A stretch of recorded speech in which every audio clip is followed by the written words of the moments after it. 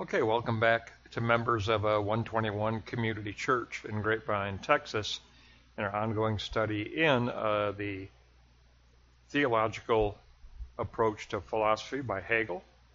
We're going to take a look at another essay from Hegel's early writings from 1795. We're going to take a look at the first steps toward his ethics of recognition,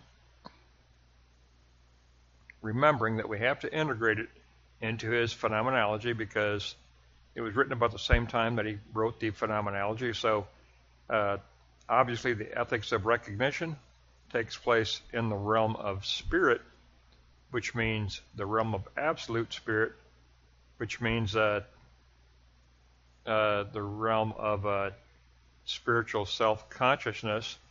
Go back to the summary chart on the phenomenology if you need to be refreshed on that.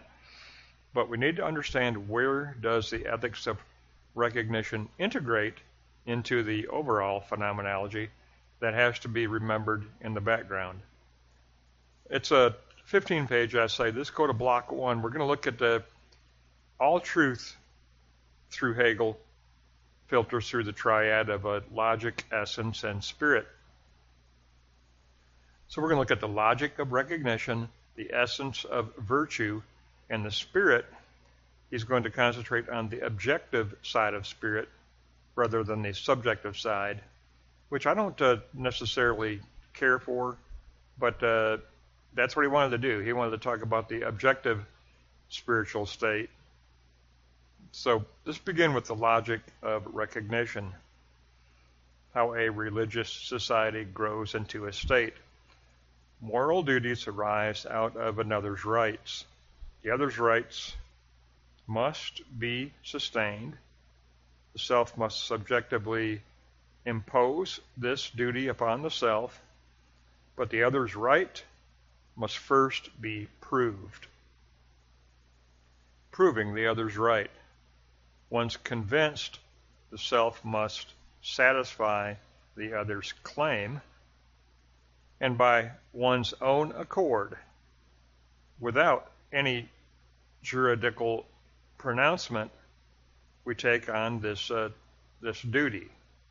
It arises out of the self's recognition of the right. The duty of charity. We have a duty to assist the unfortunate simply because the other is a member of the human race. That's it. This type of ethic includes the child's right to life. We are obligated to preserve a child's life. Duties of the community as a whole.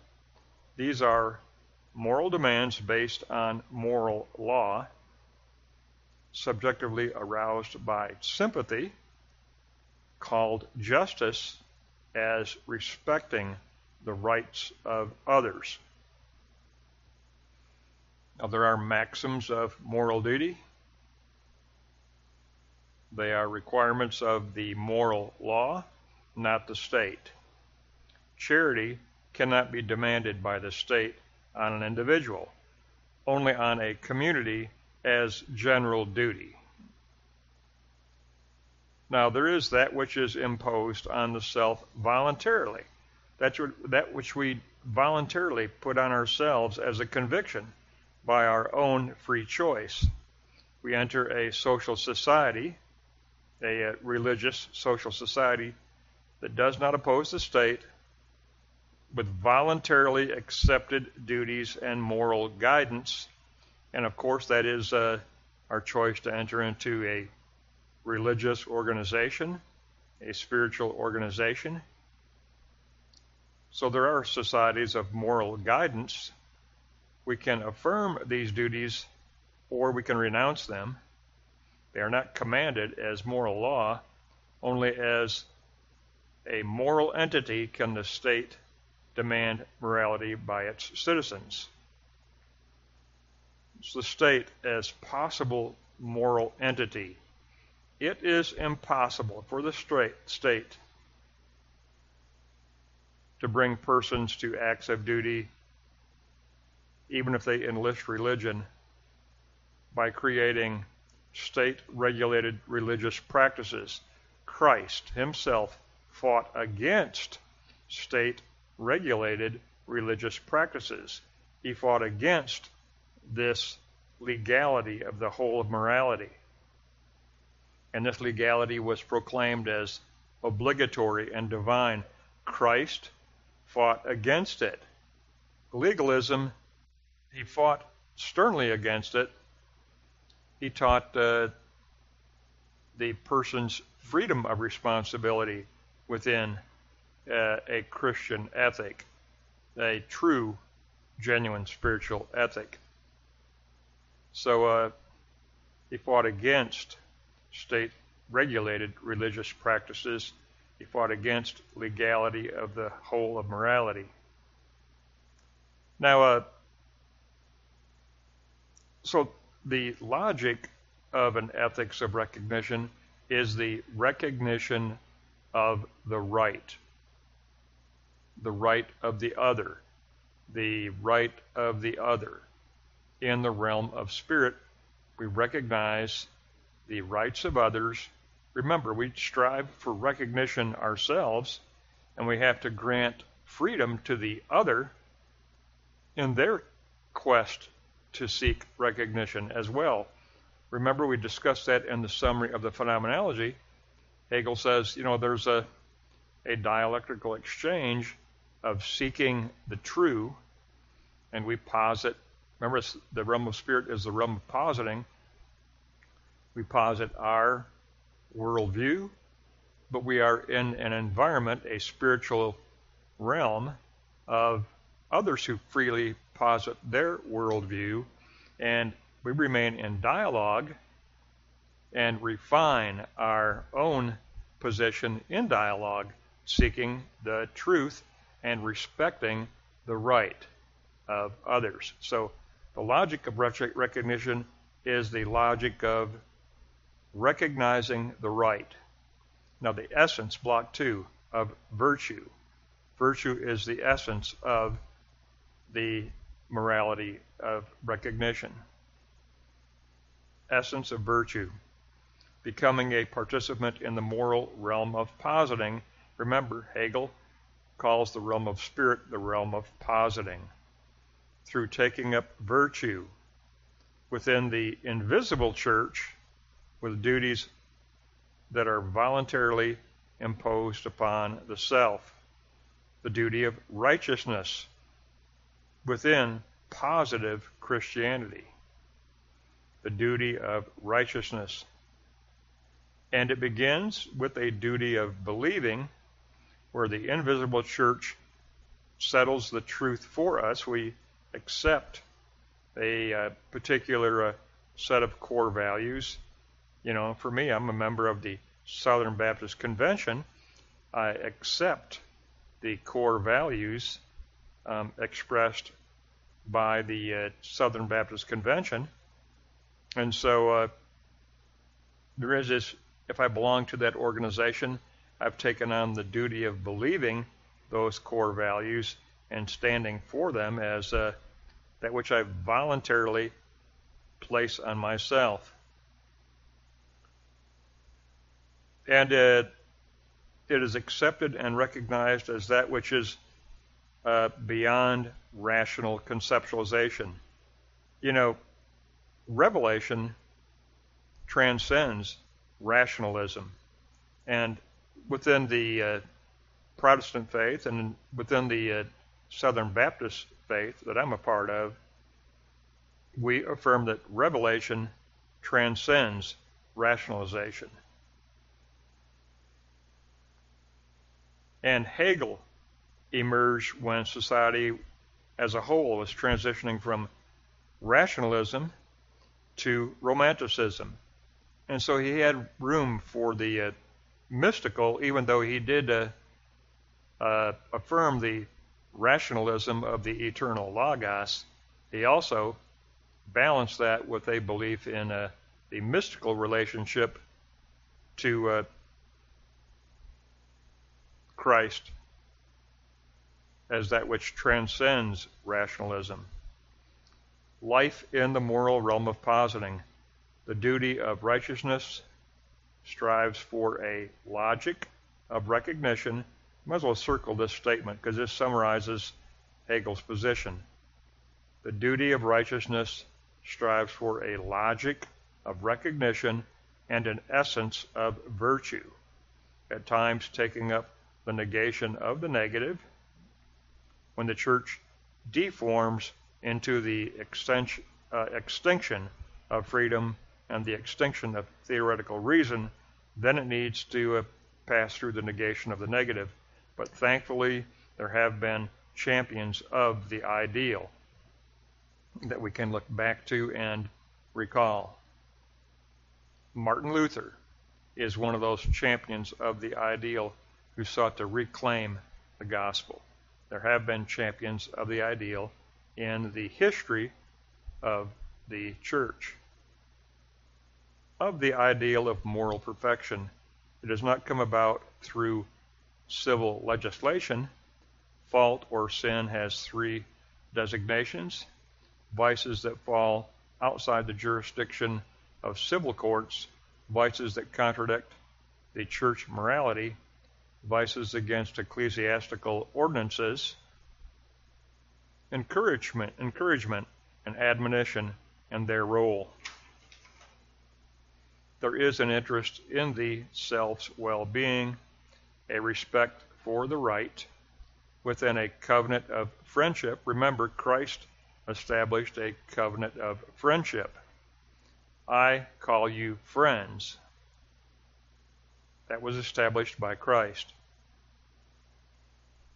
When we are united under oppression, which today, that's very true, just as it was true in the first century, Christianity is mocked frequently in today's society. All you got to do is get on YouTube, and there are plenty of instances of those who disbelieve, but not only disbelieve, but they feel like they need to evangelize and get others to join them in their disbelief. Christianity is frequently mocked in today's society, but we remain united in a unity of doctrine, the support of instruction, a vow of obedience and faith, united in truth-seeking, and in this way the church becomes a spiritual state in itself. Take a look at those four aspects at the bottom of block 2. Unity of doctrine, support of instruction, vow of obedience in faith, united in truth-seeking as we dialogue with one another and posit our world view and work out the eidos ideas that make up our worldview. I think of Ross, and he's presented it many times, and I love it, but he has a Christian worldview that includes the eidos ideas that make up a biblical worldview. He arranges them in a circle, going out from the divine and returning to the divine, and it's a beautiful sign model. It's absolutely perfect. I love it. And he presents it to us, but then he asks the congregation to participate in it, work on it. This is just, here's a framework. Now you internalize it and work out detail, work out sub-concepts, study scripture, and work out further details of what I'm giving you here. But it's a very good sign model with basic, fundamental eidos ideas, in Greek that is eidos, that make up the biblical worldview. Then he has arranged them in a circle, going out from the divine and returning to the divine, going out from the divine in creation, returning to the divine in new heaven and new earth. Very, very powerful, and I love it when he brings that up and shares it. It's a very good sign model of a biblical worldview, but we are to work on it. Ross says that here's the structure. Now work on it in your own study time, in your life groups, work on filling this in. Here's the basic structure. And it's very, very well done. But that's part of truth seeking. And we are united in this seeking of the truth in the realm of spirit. Now, Hegel closes out with the spirit as objective spiritual state. And I don't identify a lot with this because it's really from a Catholic perspective more than a Protestant perspective. Remember, this is late 1700s. Four aspects of the church as an objective spiritual state. It has an unwritten covenant contract to protect its members from oppression, from persecution, etc. It has an unwritten covenant contract to maintain opinions of faith. It has an obligation to each member to educate and edify each member in the faith. It is the source of spiritual rights and spiritual duties, church councils, and the ecclesiastical right. Now, this is more of a Catholic heritage, but anyway, in a communal way, agreement is reached on spiritual rights and duties and doctrine. These are entered into through member baptism. Free choice of the individual is emphasized with regard to eternal salvation. Children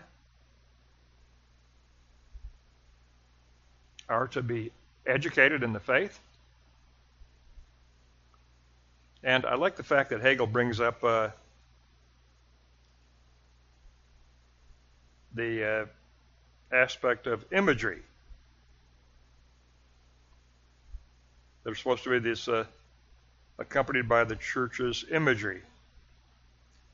The Protestant church has fought against being designated a state, but it has subordinated itself to the civil state, and there has been conflict between the two at various times, but the church cannot bind itself to anything against the state, but it also has the right to exclude those who are dissenters from the faith. The state yields to the church in matters where bilateral sanction is required, like in the case of a marriage ceremony. And then closing out, objective spirit remains in a dialectical relationship to subjective spirit, including the return of freedom in Hegel's phenomenology. All of this has to be integrated into the overall position of Hegel's phenomenology, absolutely. But for me, I think I key in on block 1 and 2. I didn't really connect with block 3 that well, but the logic of recognition and the essence of virtue, very much I did identify with that. And I kind of like basically block 2, note 2 as a recap, the duty of righteousness, because it begins, says Hegel, with a duty of believing. When the invisible church settles the truth for us, we accept it as that which is beyond rationalism. And then I like the block 2, note 6, word subpoint C, we remain united in a unity of doctrine, support of instruction, a vow of obedience in faith, united in seeking the truth. And in that way, we do become a spiritual state in ourselves. Very, very powerful first attempt. This is very early in Hegel's career, but this is his first attempt at writing an ethics of recognition. That'll wrap up an essay written on the positivity of the Christian religion in 1795.